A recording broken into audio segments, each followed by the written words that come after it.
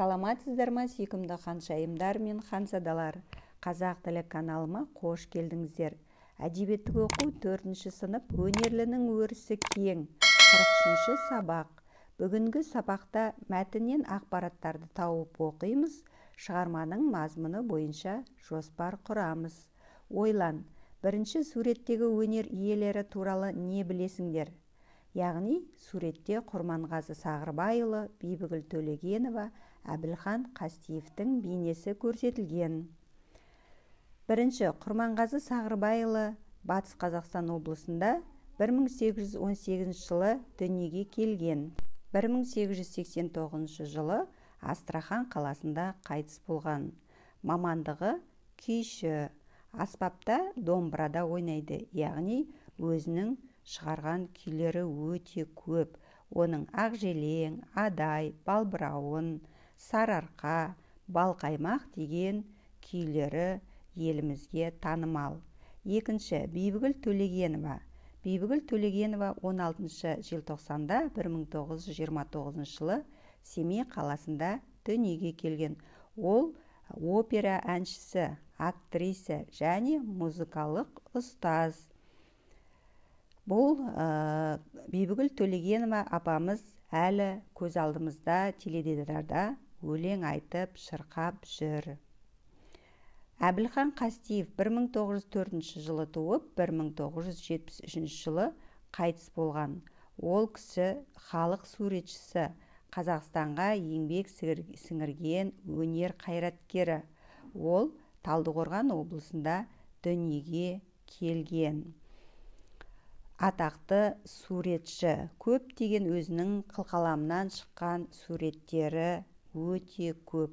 Ойыңмен бөліс. Екінші, қазіргі кезде өзің қандай өнер иесін үлгі етесің? Яғни балалар, өздерің кімді үлгі етесіңдер? Әнші ма, биші ма, жоқ ақын ба? Соны өз ойларыңды айтасыңдар. Кәдірбек Сегізбайұлы жазушы әрі журналист.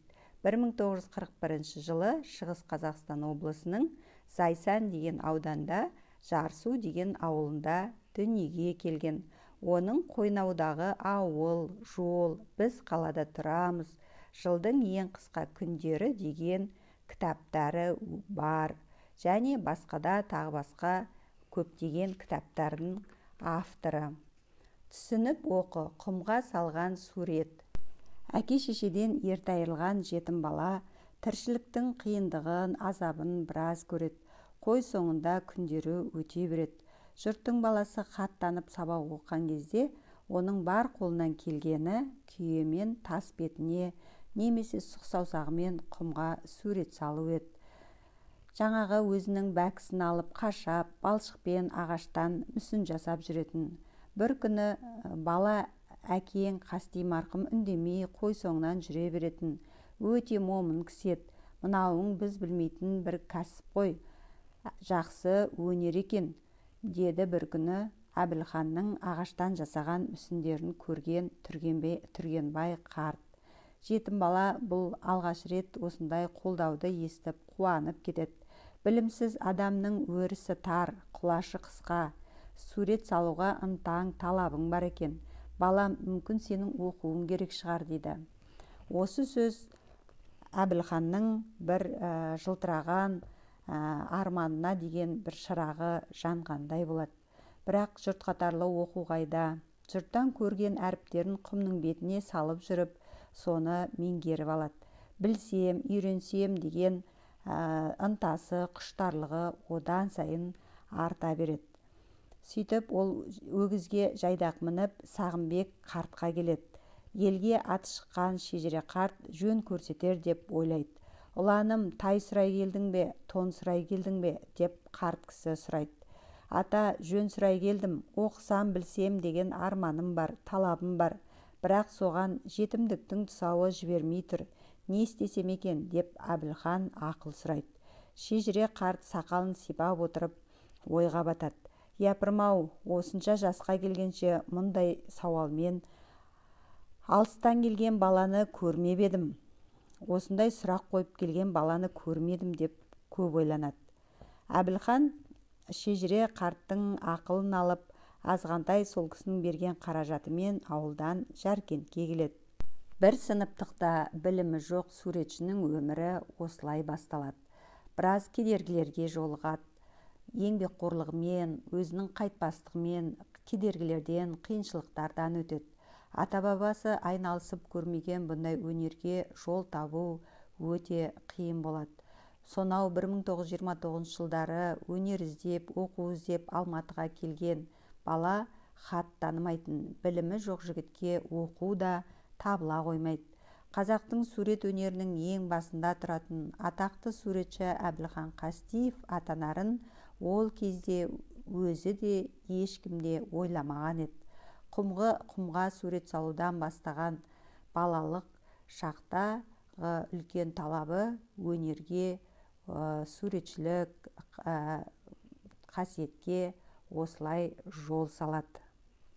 Шежіре қарт. Бұл әңгімеде шежіре қарт деген тарихты, шежірені жақсы білетін адам деген мағынаны білдіреді.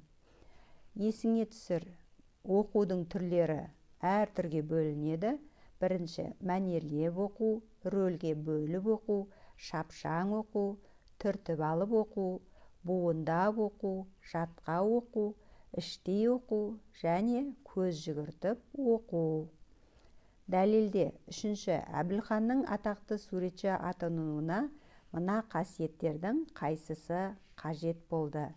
Талап, еңбекқорлық, білуге құштарлық, табандылық және төзімділік. Бұндағы қасиеттер білуге құштарлық, табандылық, төзімділіктің арқасында жетті. Дәлелде. Төртінші, мәтінде білімсіз адам туралы не айтылған? Яғни, білімсіз адамның өрісі тар, құлашы қысқа деп айтылған. Бесінші, Әбілхан Қастеевтің өмір сүрген заманы туралы не білесің, не білдің, не білгің келеді? Яғни, балалар бұл кезде әкесі қайтыс болған, шешесі қайтыс болған жетім бала қойдың соңында жүріп, оқуға жағдайы келмейді. Яғни, ол кезде қазіргі замандағыдай оқисың деп мектепке міндетті түрде мәжбүрлеп әкелмейтін болған. Кімнің жағдайы бар оқуға, сол оқиды. Ал жағдай жоқ болса, мал бағып, жайлауда сөйтіп мал бағып жүретін болған. Білгенге маржан. Алматы қаласындағы Қастеев атындағы өнер музейінің негізі 1976 жылы қаланған. Музейге Қастеевтің мектепте, Түркісов, Жамбылдың портреті, ескі және жаңа тұрмыс, Амангелді сарбаздары, Жас Абай деген туындылары қойылған. Бұл туындылар 1930 жылы, 32 жылы, 37 жылы, 1941-1970 жылдары және 1945 жылдары жарыққа шыққан. Алтыншы, мәтіннің мазмұны бойынша жоспар құрып жаз. Бірінші, жетім баланың өмірі. Екінші, Түргенбай қарттың сөзі. Үшінші, Сағымбек қарттан жөн сұрауы. Төртінші, суретшінің өмір жолы. Қорытындыла. Жетінші, кейіпкердің қандай қасиетін үлгі етуге болады? Оның оқысам, білсем деген талабы, ізденімпаздығы және білімге деген құштарлығын үлгі етіп санауға болады.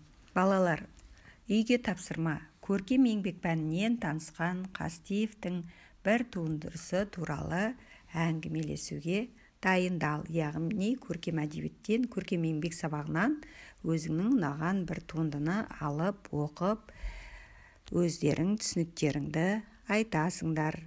Осымен сабағымыз аяқталды. Сабақ ұнаса лайк басып, комментарий жазуды және подписацияны басуды ұмытпаңыздар. Менімен бірге болғандарыңызға рахмет.